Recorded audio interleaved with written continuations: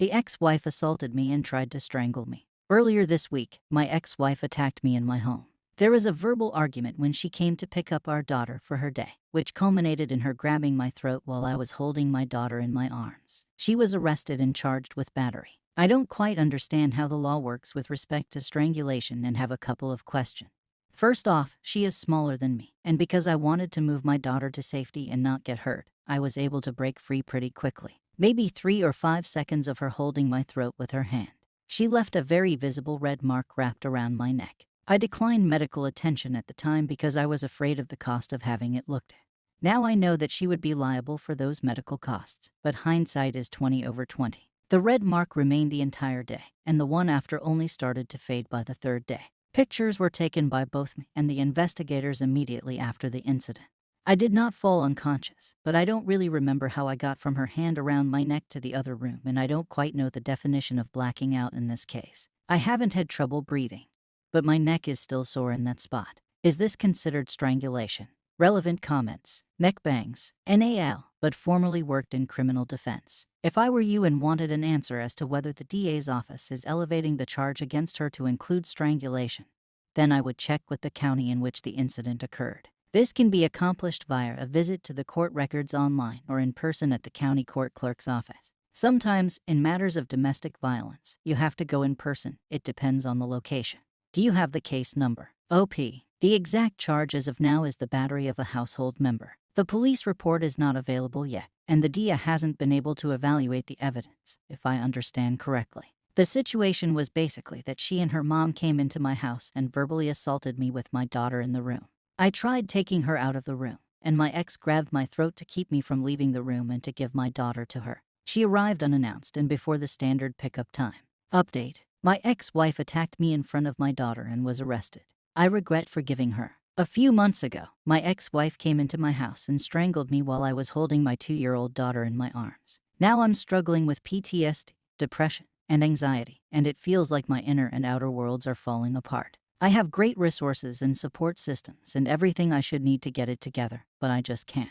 It all started when we got into an argument about enrolling her in a private daycare or school a few days prior to the incident. She decided to sign her up without my consent. It's frustrating to think that a somewhat small incident led to all of this. I confronted her, saying I wouldn't be taking her to the school because I did not consent. There is also a religious aspect to this school, and as my ex and I are both atheists, this bothered me. I tried calling the school to disenroll her, but they required both parents' consent to do so. Why they didn't require the same to enroll is beyond me. On our switch-off day, my ex came by my house to pick up my daughter as usual. This was our marital home that we were in the process of selling. In our parenting plan, I stupidly allowed her access to the house so she could watch our daughter in a familiar place while the house was being sold.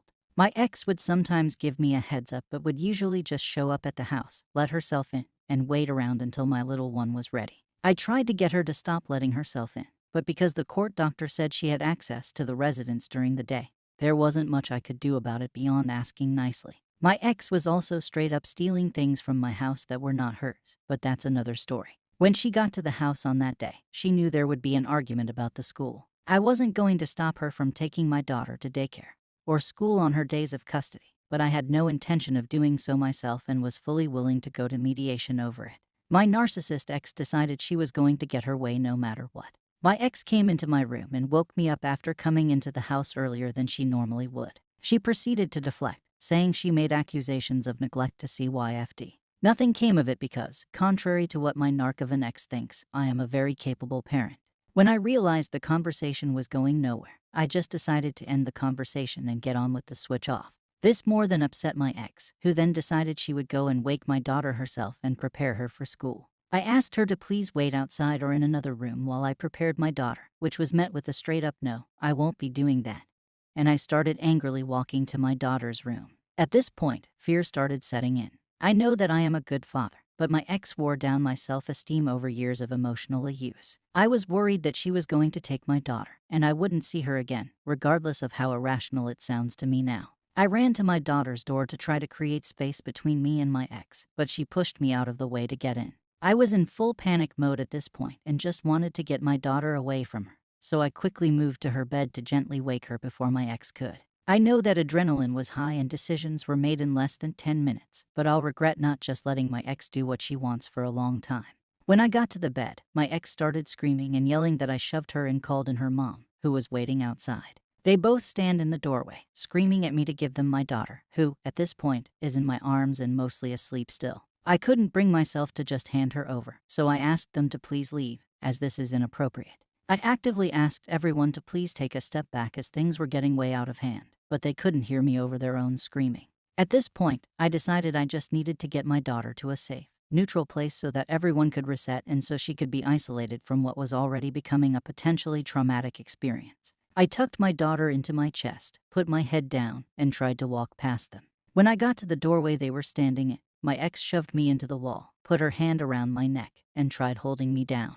I'm much bigger, so I was able to break free without touching anyone and get into another room with my daughter still in my arms. At this point, I knew I needed to call the police, despite how terrified I was of what might happen.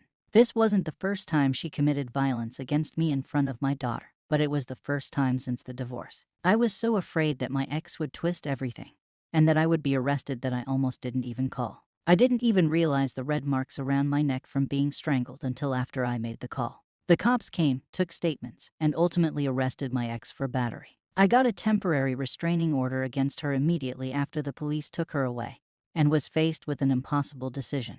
What do I do now? I didn't want to fight for full custody. It's important for a developing child to have their parents in their life. It's also important that this kind of abuse never gets transferred to my daughter, and that she never has to be exposed to something like this ever again. In the end, I decided to drop the restraining order, put some protections in place for my daughter and me, and try to build some semblance of a normal life for her. I regret doing this immensely. Since then, my ex has steamrolled me, made random accusations with zero basis, and had her lawyer harass me, knowing that I can't afford to retain her because I don't have rich family members to help me like she does. To top it off, now she apparently wants to start van living by using her money from the sale of our old house. I don't even know where to start here, but living out of a van is no way for a child to live or grow up. If she wants to do it on her own, I literally don't care, but I'll be damned before I let her subject my daughter to that kind of life. I feel like there is no end in sight, and I question every single decision I made leading up to that day, in the moment, and afterwards. It's been affecting my work, and I have been struggling to connect with people emotionally. I'm just lying around depressed, despite having a new house to put together. I have no idea what the future looks like, and I feel like I lost a part of myself after what happened. I am doing my best, and when I have my daughter, everything seems manageable. But when I'm alone in my new house with boxes piled in the garage, it feels just as empty inside as I've felt since I realized all of the abuse I went through in that relationship and the journey ahead that I have to face after forgiving her. Edit, thank you to all those who shared their stories and experiences. This is exactly what I was afraid of when I sat in mediation for 9 hours and made probably the hardest decision of my life.